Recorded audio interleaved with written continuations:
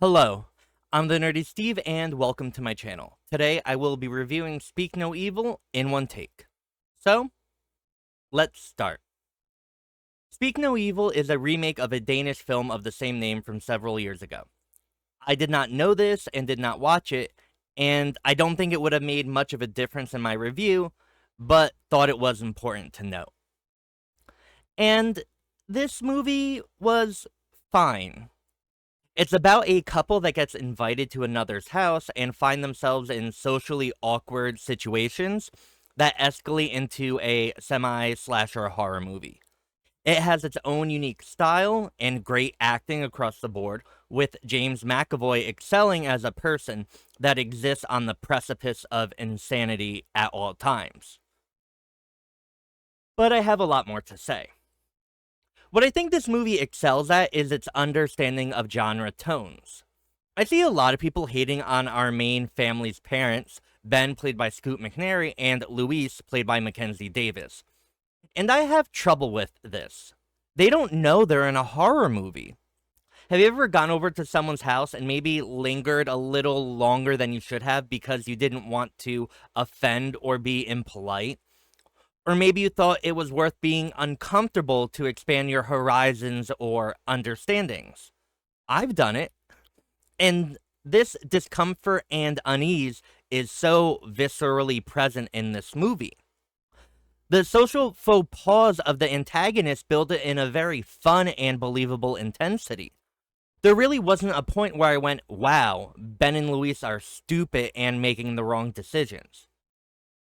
Well, there is a point where they basically escape and decide to go back and get something for their daughter, and I understand, but come on. Other than that, they get a pass.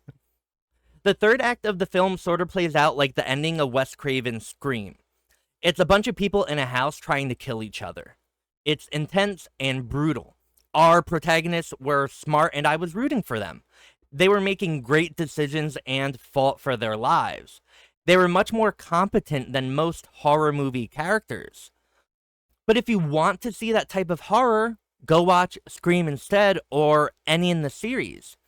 It takes a long time for Speak No Evil to get to this action, and it does almost feel out of place in this movie, and it's not as scary as I would have liked it to be. I did have fun with the style change, but would have appreciated if there were more hints of it becoming this type of film earlier. I also didn't feel the charm of the evil family. Part of the circumstances of this film is that our protagonists accept an invitation to their farm after meeting them briefly while in Italy, and I just didn't fully believe they wanted to go. The immediacy of social awkwardness that is so integral to the themes of the first two-thirds of the movie isn't really present when they are in their house with the invitation.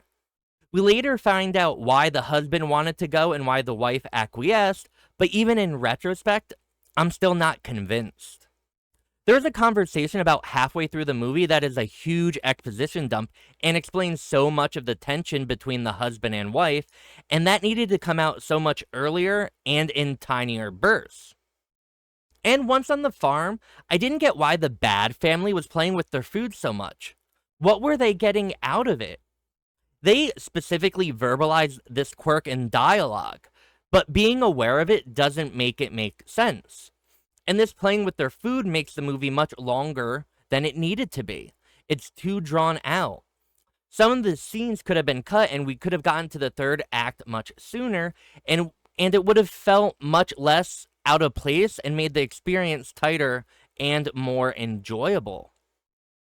The son of the antagonist plays a vital role in the movie, but his part in the grand scheme of things was just a little too far-fetched for me. Obviously, there's always some suspension of disbelief, and trauma makes people do or not do certain things, but when his truth is revealed, I just begin to question a lot of the logic of the movie. There were just too many assumptions I had to make, and that took me out of the film. To that point, the end of the movie has an incredibly graphic image. It reminded me of Ari Aster's Midsommar and how brutally messed up it was. I do not inherently mind those types of images. Midsommar has many, and I love the movie. but they're used throughout and thematically resonant. Here, it comes out of nowhere and doesn't feel earned. It's just horrifically shocking to shock, and I didn't enjoy it. And I think that goes for a lot of my problems with the film. There are so many moments or scenes or feelings that don't feel earned or properly navigated. I'll reiterate, it was fine.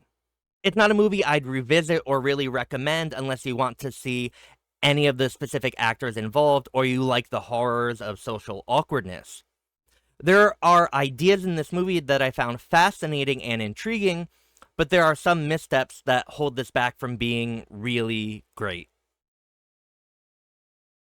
I'm the Nerdy Steve, and thank you so much for watching. And as always, like and subscribe and comment below to tell me how right or wrong you think I am. Have a wonderful morning, evening, or afternoon, wherever you are. Bye.